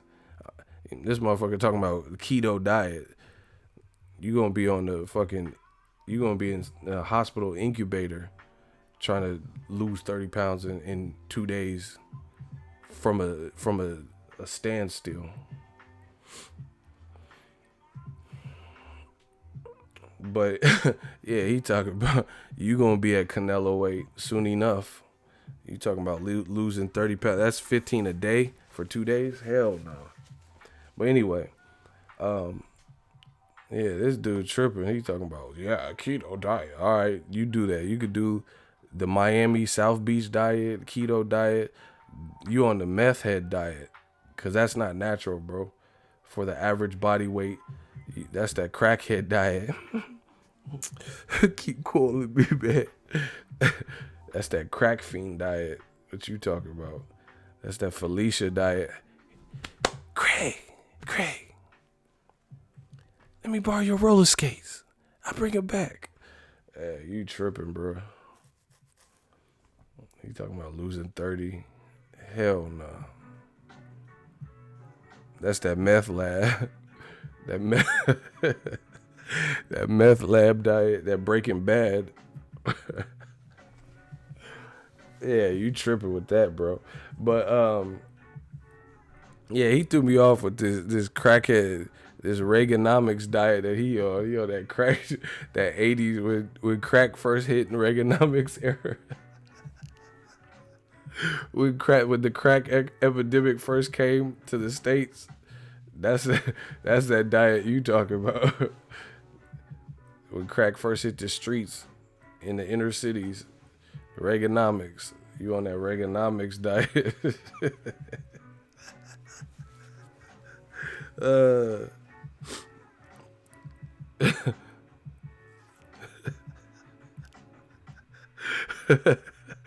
He said smoking crack in an abandoned house diet for weeks. Yeah, that's what I'm saying, bro.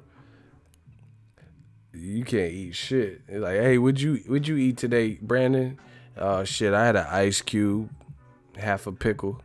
Motherfucker, you ain't eating shit. You losing 30 in 2 days. Hey, bro, you got HIV or something. If you losing 30, like, I'm not trying to, but I'm just saying it's probably something like that, you know, like Eazy-E or AIDS, Magic Johnson or something. Because 30 pounds for the average body type, that's not good.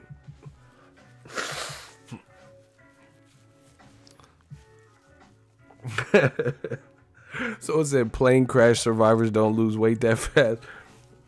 That's what I'm saying, bro. You got the monster or something. That's an STD for sure. If it's just eating you away like that quick. The fucking Stephen King's Thinner. Oh shit, what was that? Thinner. I forgot what I was even saying because this dude said 30 in 2 days is on a keto diet. What were you talking about? That was kind of funny though.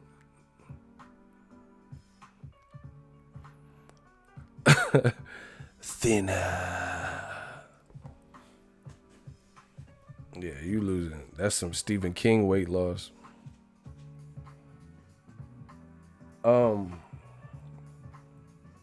Yeah, just basically what I was saying is just get a foundation to what you're trying to do. And like I said, set realistic goals. A lot of people don't set realistic goals. So that's why they're in a position where they give up and they discourage themselves because it's not even realistic goals, you know? Like, let's say this YouTube shit. People put out shit and then stay by it. Like, stay by the video and babysit the video. You can't do that, you know? That's not how growth really takes place in any form.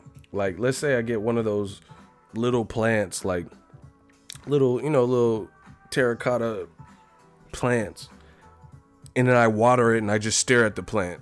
Do you think you go watch it grow and develop? They used to do that in elementary school. In my elementary school, they used to give us these little pots, and then we have soil, and then we like have to water it and shit. But the thing is, those things grow over time. You know, they get the sunlight, get the nutrients, the water, and then they grow over time. You can't just stare at the grow, god damn it.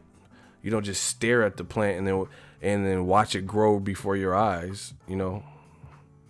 That's not how it works. That's not how success works either. You think you will do a video and just stare at it and keep refreshing the page. How many? Okay, I got 15 views. All right, 16. That, you know, you wasting your time doing all that type of shit.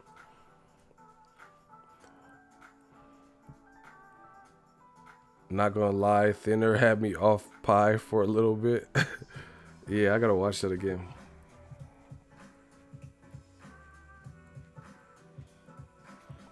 I went on a juice diet earlier this year. I went from 275 to 253 in a month, bro. But see, that's more real. Month is 30 days. You know, the shortest month is 28 days. So yeah, that's doable. 7-day week, 4 days a week. You know, so yeah, that's 4 weeks. You can do a lot in 4 weeks. I could get in real like good ass shape. I think it was 8 to 11 weeks, you know, of being disciplined, and I get in like monster shape. It's just a matter of doing it, you know. But that's what it is. Yeah, people they think they could just sit there and watch it and watch it develop right before their eyes. And the other thing is like, so many people, I'm trying to like for this YouTube shit, there's so many people out there that be like, yo, what camera do you have? What mic, what lens? You know, you don't have to worry about all that type of stuff. You know what I'm saying? The reason why, do y'all know why? Why you shouldn't worry about all that when you're just starting? If you're just starting YouTube, why should you not worry about, you know, getting the best camera or lenses and microphones? Why shouldn't you worry about that? I want to hear from y'all. Why do y'all think that's not a good thing?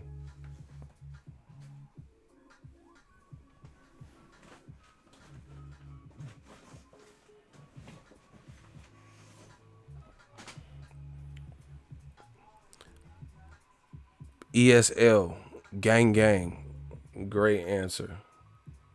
Miguel Gonzalez, great answer. Miguel says, because content is more important. ESL says, it's about the content first. God's Boxing Corner, consistency is key when you first starting a channel. Exactly. See, y'all all saying great stuff. That's what I'm saying. Like Floyd said, I barely even know who the fuck you are. We don't even know who you have to establish what you bring to the table. You worried about cameras and lenses. No one even knows you, you know? Like, don't get me wrong, within reason. Like, obviously, the better the video quality and the audio, the better the presentation. But you know, you gotta establish yourself like as even reliable. Like, you guys gotta understand. People talk to me like they know me. You know what I'm saying? Just because I've been a part of people's daily life. I had celebrities reach out to me and say that, like, you know, hit me in the DM or something. Say, oh, I watch your shit. You know, much love, respect. So, you know, I've had, like, you know, people I grew up idolizing and watch, like LL Cool J, you know, comment on my shit, you know, follow me and shit. So you have to establish yourself and build a name. And I knew a dude, and he made a lot of money. Like, he was like a electrician or plumber, and he made a lot of money. So what do is try to buy up like equipment better than me, because I was doing music videos at the time. So he tried to buy up all this like latest technology and gadget, but he didn't even know how to edit. So I'm just thinking, like, damn, if I had that camera, I can do some monster shit with it. But he didn't even know how to operate the camera like in detail. Like, what's aperture, what's shutter speed, you know, frames per second, when to use 24, when to use 30 frames per second, what is slow motion, how do you achieve that? You know, he didn't even know shit like that. Basic stuff. You don't know how to edit, and you buying the equipment. The equipment is like, dudes especially got that type of shit bad. Especially with like, even like women. Guys got that shit bad. They think having like money is the ticket to get females. You know? Listen, I pulled the same amount of females, if not more, at some of my brokest moments in life. Pulled bad ones, broke as fuck, you know, could barely afford a buck double and pulled bad ones. You know, that you got to understand how women work, you know, being loaded, and that's not, money doesn't make the man make the money. Let's get it, gang gang. I don't shoot on Nikon or Canon currently, but I used to use Canon. And I fucked with Canon. I like Canon, but I just, you know, upgraded. I never really shot on Nikon though, so I can't really compare. I've shot on other systems, but I always had a Canon, but I don't use Canon anymore. But you know, if they come out with the right thing, I'll fuck with them again.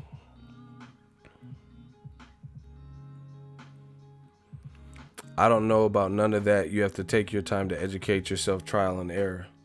Yeah, definitely. You know, but people they think if I buy a bunch of, like, I know people that, like, even in this boxing game, I'm not going to say nobody's name, but they're talking about, like, you know, trying to produce documentaries or get merchandise, but nobody knows you.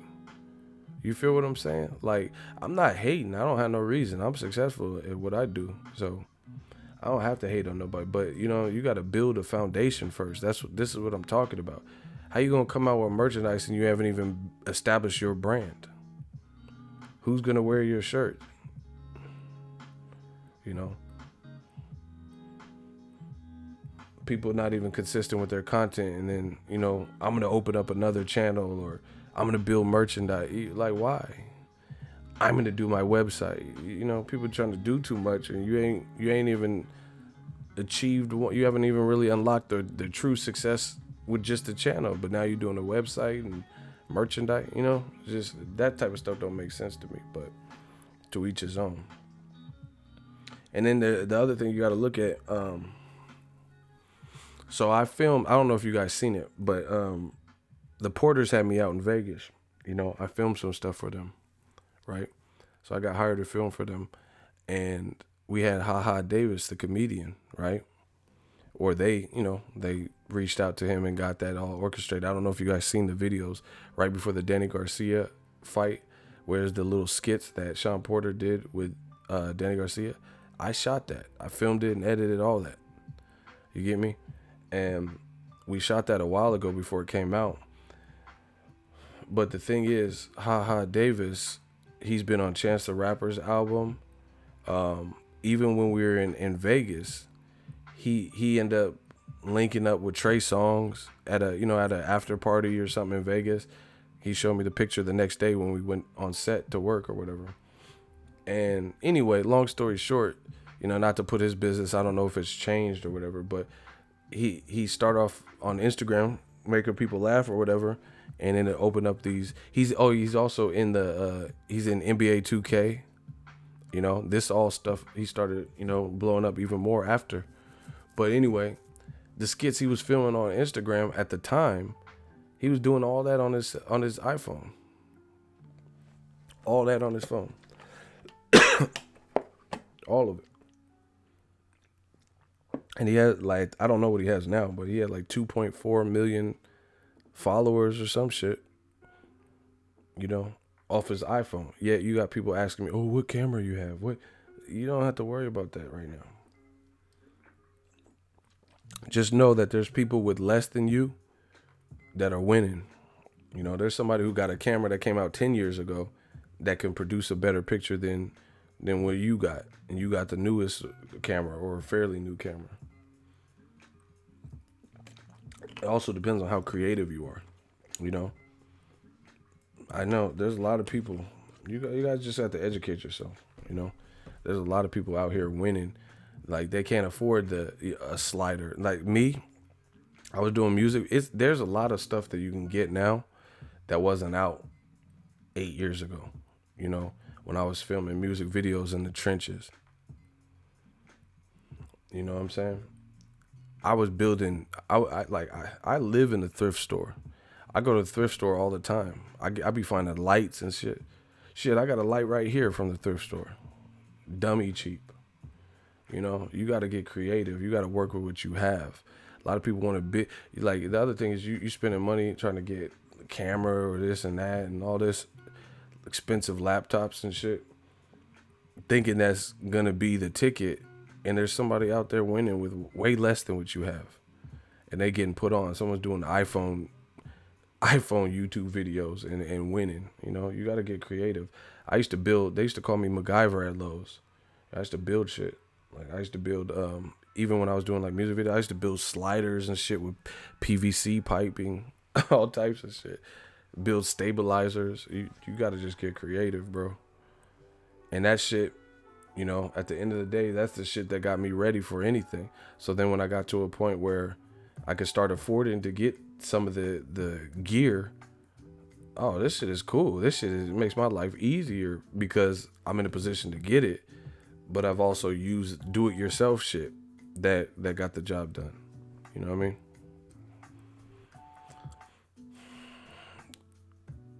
Shout out to James. Perfect example. A good barber with a great pair of clippers has my respect. A great barber with a great pair of clippers gets the $20 cut tip every time. See, that's what I'm saying. Too many people want to blow every check they get instead of saving. Happens with black people a lot, Not to stereotype, but people, they think because they have it, they got to spend it. Just because you have it don't mean you got to spend it. That's and then, a lot of the culture will teach you that type of shit. Like hip hop culture and stuff. You don't know what these rappers and shit, they might rent shit. Or you look at Broner, I'm not trying to put him on Front Street, but they said Broner jewelers suing him for a couple mils saying he never paid the bill. See, but at the fight, he's shining. I don't know what the situation is. I don't know if it's true, but according to the jeweler, he never paid him for the jewels were on loan. So, you know what I'm saying? You don't know how people, or look at Tekashi. He's bubbling. He was blowing bands and shit, Blue Bandit and all that. But at the end of the day, now he's facing a Fed case. He's facing the Fed case.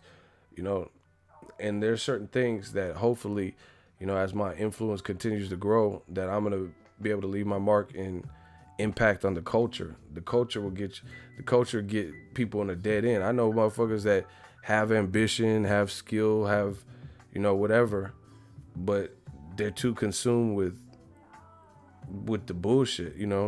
They care more about a Gucci belt and Michael Kors and Jordans and shit like that. They're not. getting a chain. I don't care about none of that, bro. I don't care about none of that. I'm not saying you can't if that's your thing, cause I like watches.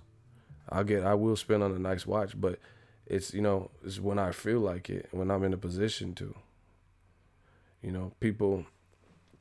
It's always been like that, People. I know people who have scrapers. That's what we called them in the Bay back in the day. Had beaters, scrapers, shitty cars, junk cars, and put hella beat in it. Put rims on it. You put rim. That's Bay Area culture. You put rims on the scraper back in the day. That's what it was. So your beat costs more. You got 15s in the back and all this shit. And the speaker system and deck that you put costs more than what your car's worth. Clunkers, that's what I'm saying. Lemons, clunkers, scrapers, box sheds, all that type of shit. But how's your beat cost more than your whip? But that's what people, some people, they like doing shit like that, Don't take care of the kids, but got the flyest Jordans or, some light diamond chains that's kind of cloudy, but you don't take care of your own kids. That's weak, bro. He said, facts, ego. I know people who did it. I'm sure. See, that's what I'm saying. And don't get it twisted. Females be doing it too. They be at the club every week, get their nails done, get weaves and extensions, and micro derma braid. I don't know what this shit's called. Micro braiding, micro machines, micro blading, whatever. They get all that type of shit, waxing, laser waxing.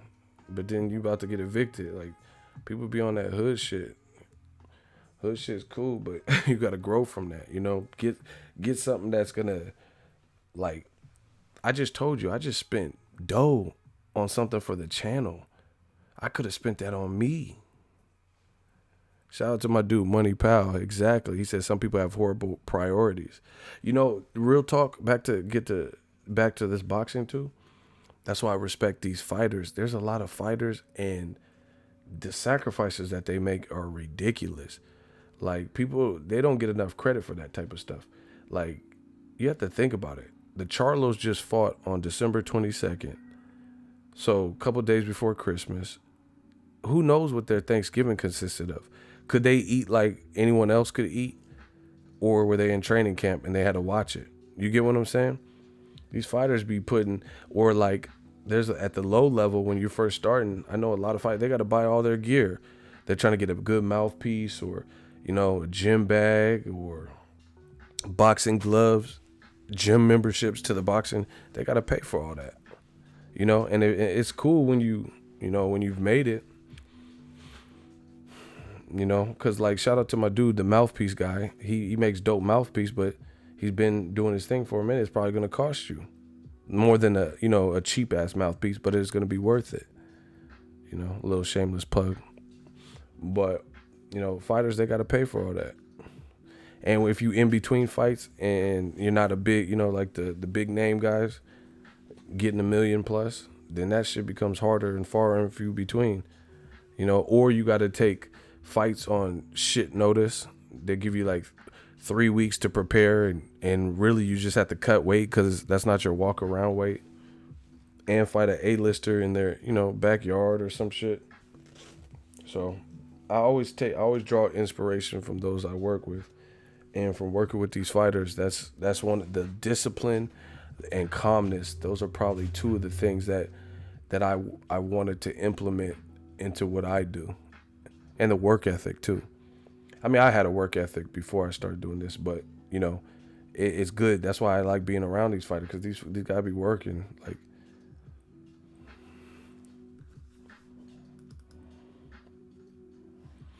Ego, tell Dante to get his ass back in America. I just talked to him, but I can't tell. Listen, he's enjoying life. He's living his best life. He worked hard, and he made a decision as a grown man. I can't tell nobody to come back. He like it out there. I can't tell him to come back. He a grown ass man. That's not my place. He's enjoying life. being in the B corner can be challenging at times. Most definitely.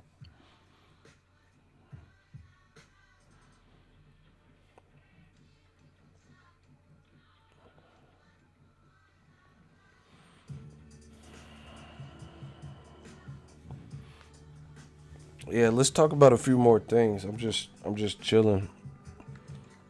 We talked about a little bit of life. Um, I'm really looking forward to that Tank fight in Abnormatus. Anybody giving Abnormatus the chance to beat him? Because I know Tank's the favorite.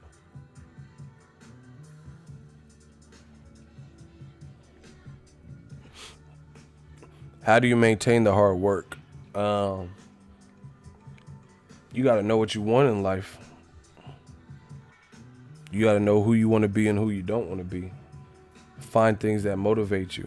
For me, I got, I'm not going to laundry list everything, but family, that motivates me. Being in a position where I can help my parents out, who've helped me out over the years. Like I could slide my parents some money. I'm about to go on a trip. I'm like, oh, here, mom and dad, just for the fuck of it. Because they've always helped me. So find those little motivators. If you got kids or something, I don't have any kids, but if y'all got kids, find that. Another, for me, since I don't have kids, one of my motivating factors is being able to work for myself. So to sustain that, I got to work hard. Otherwise, I'll be right back at somebody else's job. I can't take this for granted, this position that I've worked for, but that I've gotten myself in. I'm like going back to work on someone else's accord. That's like going back to jail to me. Like, not that I was in jail, but that's like a prison sentence. I don't want to do that. So now I can carve out my own destiny, but it requires work. So you got to find what motivates you. I also like to travel. So this is right up my alley, being able to YouTube. Find those things that motivate you. Remember why you started. Like, whatever you're doing, remember why you started it. Because the road is not going to be easy. It's going to get hard. There's going to be times where you're like, is this worth it? Or why am I here? Like, maybe I should stop.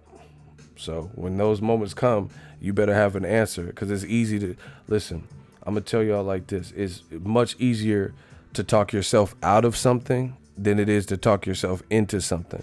So you might as well get a head start on that. I'm going to say it again.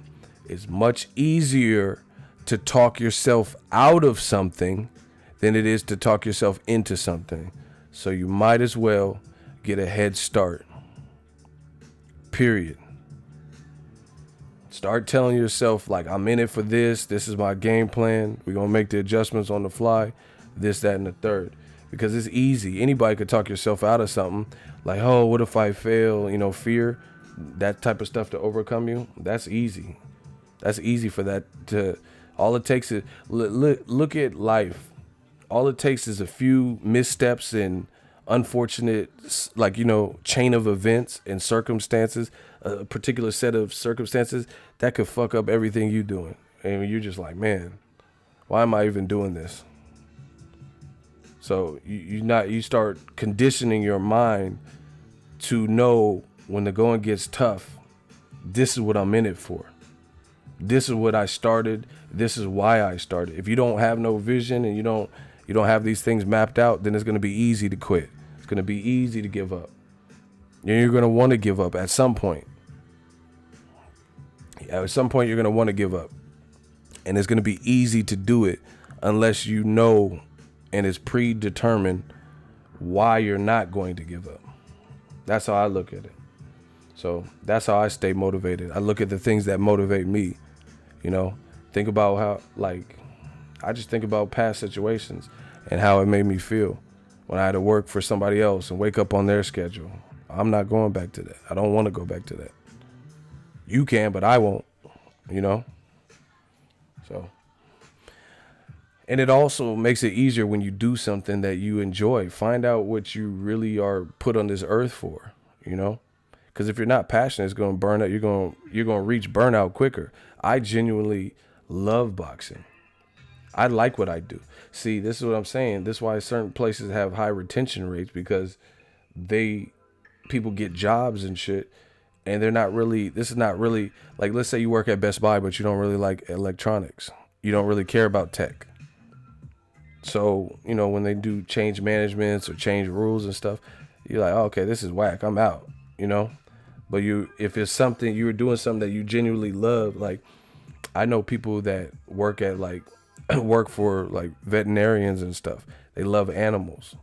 They've been there. They might not even make the most money in the world, but they've been there because they appreciate and enjoy what they do.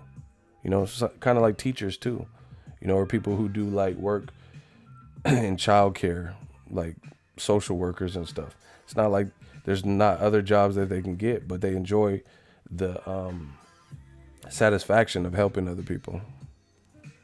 You get what I'm saying? So you got to think about stuff like that and do stuff. It's also going to be easy to quit if you're not doing something you really like. Like, let's say you like boxing, but you really like tetherball. You should start covering tetherball because when you start getting these bullshit decisions and premature stoppages with boxing, it's going to be so easy to check out because you're not really checked in. Shout out to Kane. That's what I listen. Shout out to my dude Ricardo. He says trucking. I love trucking. Exactly. You gotta love what you do. I love what I do. I love entertaining. I love, just rapping to the people, talking that talk. Love boxing. Love making people laugh and entertain. That's what I was born for. Shout out to Kane though. I like that. He said I'm a survivor. I'm going to do whatever it takes to keep food on my table. Damn, tetherball ego. Yeah. Hey, you ever fuck around and hit that metal part where you playing tetherball? Because you know what I noticed? Life is kind of like tetherball. When you get that rhythm, it's just so easy. You just be like, bow, bow, bow, bow. And you start feeling yourself too much and fuck around and hit the metal where the chain connects to the ball. That shit hurts so bad. It'd be like, pink, your shit looking all deformed and shit. I miss tetherball. That needs to be a sport. I used to fuck people up at tetherball. I was really raw. That needs to be like a sport. I feel like I would be a champion. I have WPC with me. I would be the WBC champion. Fuck. It don't matter who they are. They need to make some tetherball. Oh, bow, bow, bow. You start doing the Sugar Ray Bolo punch and shit. Like, you doing too much, motherfucker. The Vampire Strain. Moral of the story, find something you could do every day and never get tired of it. Yeah. Because everything has a chance of burnout, but if it's going to be... That's why you see people, I know people who have left good paying jobs because their heart wasn't really in it and they settled for something else. Because the stress at the high paying job was too much and then they started driving Uber or something. Real talk. I know people like that. They were making good money. But it wasn't worth it. Dealing with the stressors that they had to deal with. They're like, fuck this. I'm working Uber and Lyft.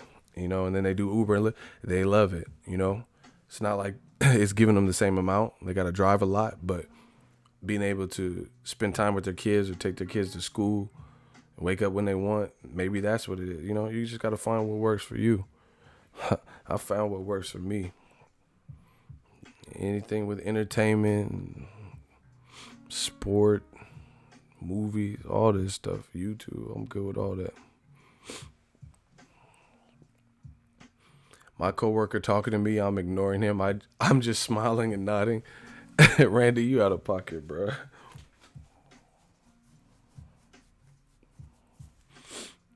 Yeah. Mikey, Garcia, and Errol Spence, that's also having Vada testing as well. So that's a good thing. Victor Conte was making it sound like he knew for a fact it wasn't going to have, and I did a video about it because that's his perspective. But Now it looks crazy because they are doing it. They are doing it. And he was like saying the fight wasn't having testing. So who didn't want to get tested? Nah, I heard that Black Mirror show is good. I haven't watched it though. Hey, I gotta watch that Bird Box shit everyone keep talking about. I don't know if anyone didn't want to get tested. See, you gotta understand, like, that Vada testing is dope, but the cost of anything hospital or medical related is expensive. Some people just don't want to pay for it. You know? Some people don't want to pay for it, but they got it squared away now. Yeah, that Bird Box.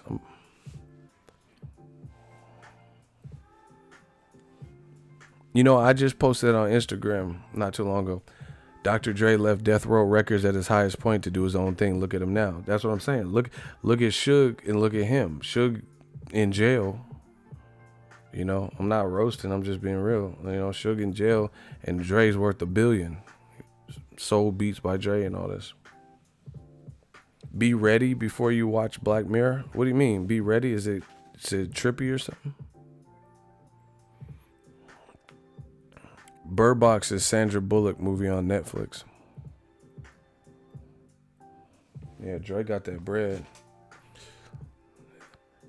He sold beats to Apple. He was like, hell yeah. Oh.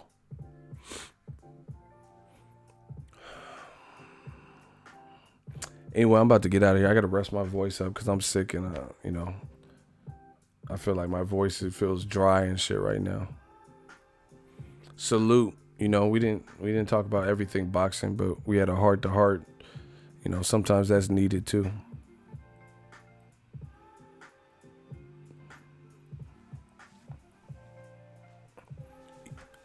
Mikey's boxing acumen gonna give Spence problem. Listen, Mikey's a real good fighter.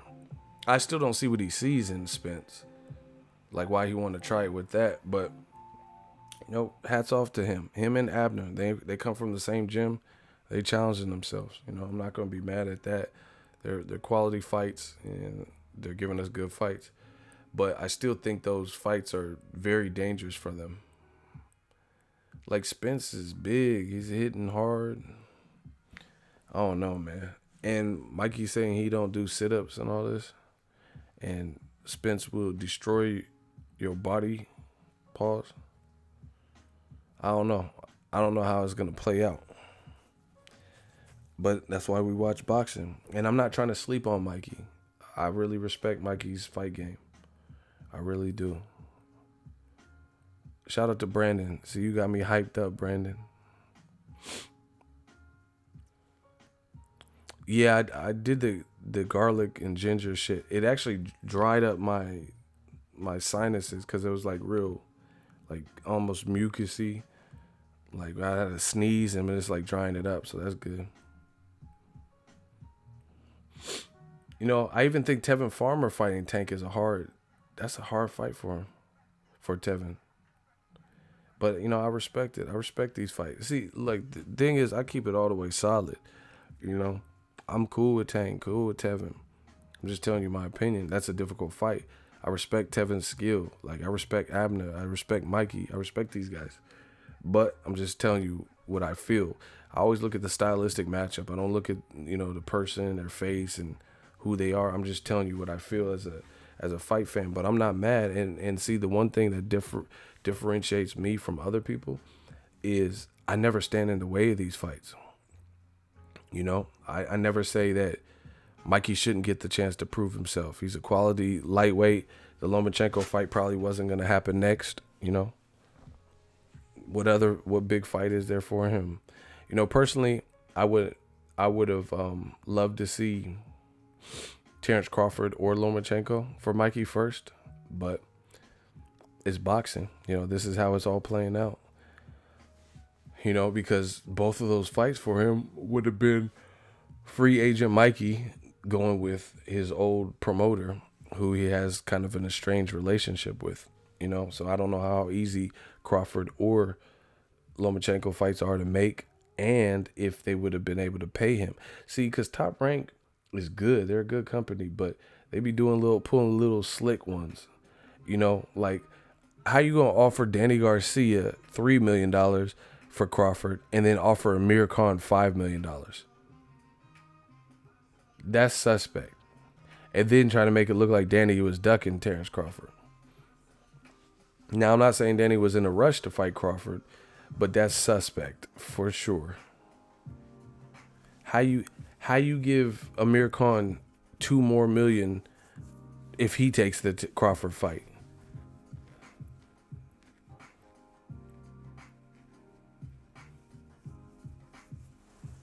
I don't like that. I don't like that shit. That seems weird. Because Danny Garcia knocked out Amir Khan. And it's not just about triangle theories, but I think Danny Garcia versus Sean Porter, he looked better in his fight than Amir Khan did versus Samuel Vargas.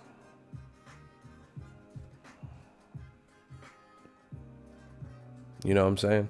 So Amir Khan, he didn't even look really good in his last fight, but he got offered $2 million more. So it sounds like you just want to bounce off the name and you're confident that Crawford wins.